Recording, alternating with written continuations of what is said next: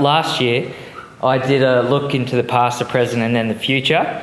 So I thought I would save myself some time and look back on what I thought, which was interesting, particularly with my future predictions. But looking at 2019, it was generally a slow start to that year with the election, and prices remained steady.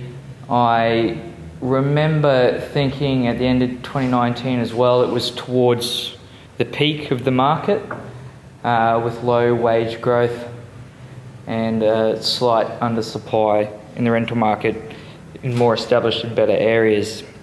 At the time, obviously as well, Aura and Harmony were in quite high demand. Last year's predictions were for continuing incentives in investment, Lochie City Centre to continue. I believe that the fifth project has got DA approval, which would be Habitat, I think, with a commercial residential building. Infrastructure remaining strong, again what Tim touched on. Stockland to continue, population growth, particularly immigration, I tip to be strong. The future in general looks positive, and I'm sure you don't remember this, but I said a new virus called COVID-19 would dramatically change the world economy and life as we know it. The year so far, it started really well this year, particularly the first 3 months. I think we as a company were doing quite well, and talking to agents, everyone was ready for a really good year. Then, yeah, like I said, I predicted COVID, and incentives compared to what I predicted as well. Incentives rose dramatically. When I was reading reports, and the last report, it's changing daily, but it was at 320 billion from the federal government. And I read a report, GFC was about 90 billion, so it's really, compared to the GFC, it's a massive incentive increase. And the JobKeeper scheme, obviously, and the Home Builder scheme, these are schemes which are designed to keep the economy going. I read in a report in the paper that the Sunshine Coast employment is around 10 to 11%.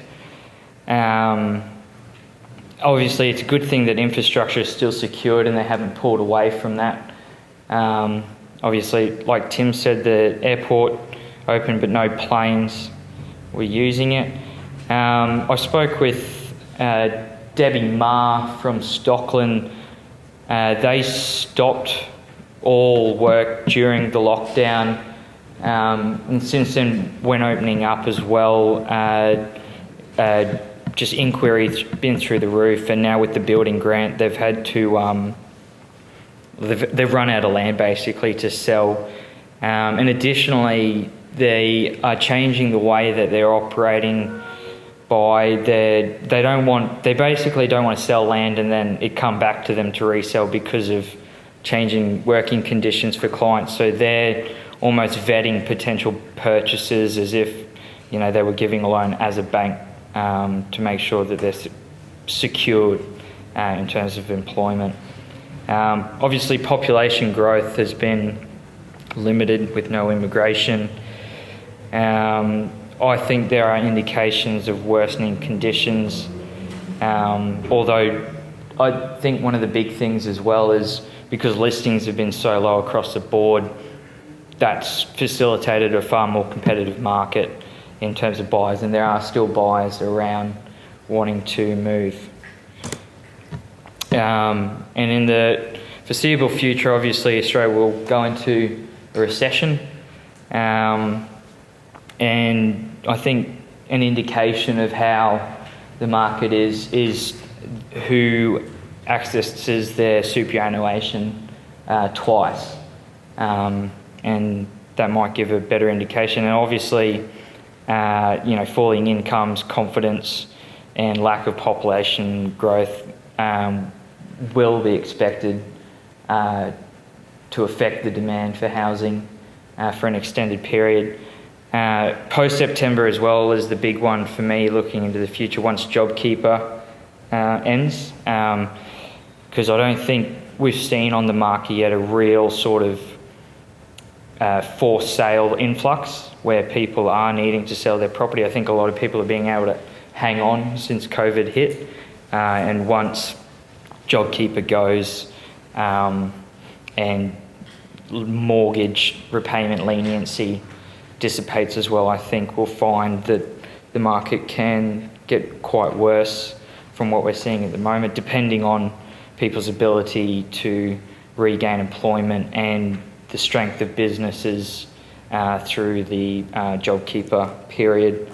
On a positive note, COVID resilient sectors are doing well, and I think it's also led to a two-tiered economy at the moment. There are a lot of people that are completely unaffected, and these people are people that are going to take advantage of the home builders grants and things like that. Additionally, I think there may be an influx of short-term accommodation that will come onto the market, which may push rentals down slightly, and hopefully no second waves, otherwise that could be disastrous.